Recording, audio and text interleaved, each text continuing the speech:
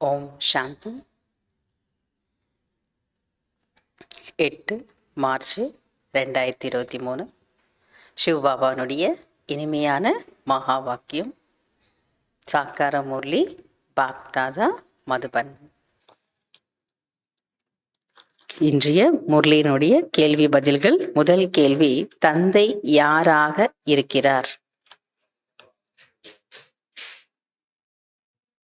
இன்னைக்கு முரளியில பாபா என்ன சொல்லியிருக்காரு?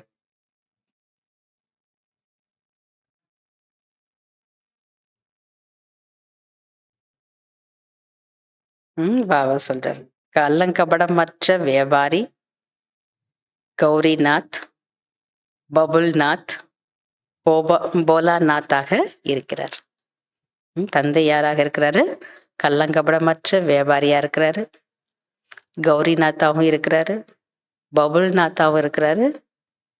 கௌரிநாத்னு அர்த்தம்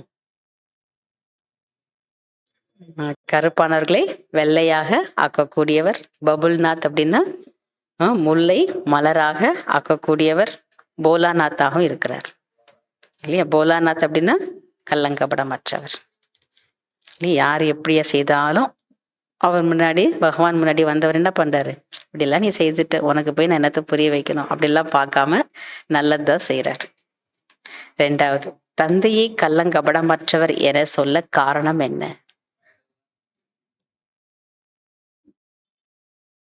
தந்தையை கள்ளங்கபடமற்றவர் என சொல்ல காரணம் பாபா சொல்றார், யாரால் சுகம் கொடுக்க முடியுமோ, யாரால் சுகம் கொடுக்க முடியுமோ அந்த தந்தையை தான் அனைவரை காட்டிலும் கள்ளங்கபடமற்றவர் என சொல்ல முடியும். இன்னைக்கு உலகத்துல எல்லாருக்கும் சுகம் கொடுக்கக்கூடியவர் யார்? ஒரே ஒரு தந்தை மட்டும்தான் இல்லையா? அதனால அவரை மட்டும் தானே சொல்ல முடியும் கள்ளங்கபடமற்றவர். அப்ப யாரால் சுகம் கொடுக்க முடியுமோ அந்த தந்தையை தான் அனைவரை காட்டிலும் கள்ளங்கபடமற்றவர் என சொல்ல முடியும். மூன்றாவது கேள்வி, ஆத்மா துக்கம் வரும்போது யாரை நினைவு செய்கிறது?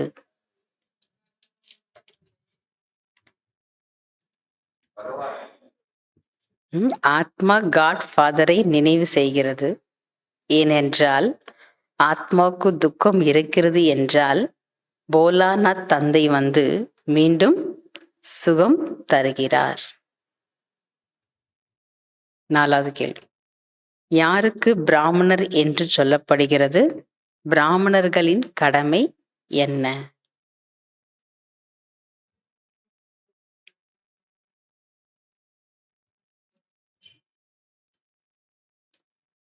யாருக்கு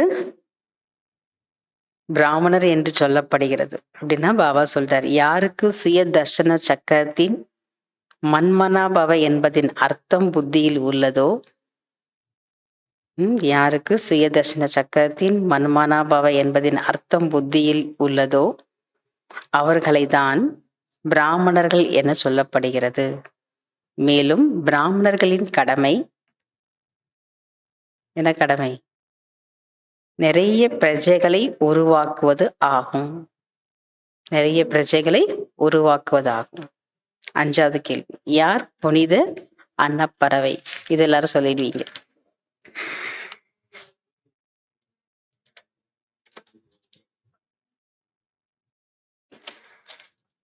யார் புனித அன்னப்பறவைனா, தூய்மையின் நிலையின் மூலம் அழியாத ஈஸ்வரிய போதையின் அனுபவம் செய்யக்கூடியவர்கள்தான் புனித அன்னப்பறவை ஆவார்கள். fill in the blanks. First, 84 பிறவிகள் எடுக்க வேண்டி உள்ளது என்றால் நிச்சயமாக டேஷ் ஆக வேண்டி உள்ளது.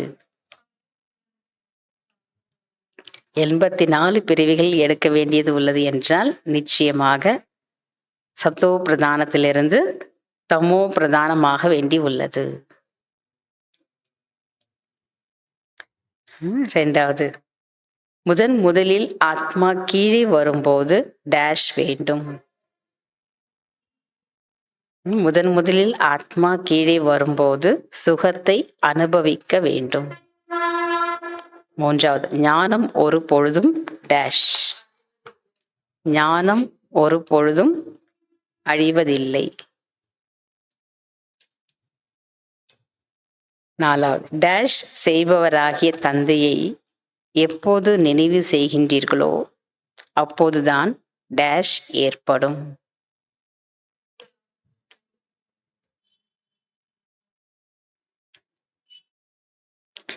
சொர்க்கத்தை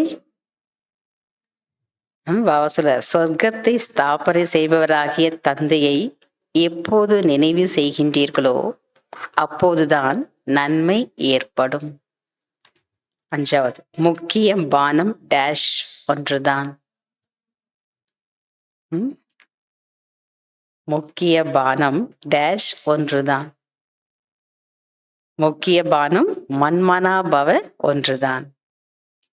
6வது யாருடைய வாழ்க்கையில் டேஷ் இருக்கிறதோ அவர்கள் மற்றவர்களின் எரிந்து கொண்டிருக்கும் உள்ளத்தை டேஷ் கொள்ள முடியும்.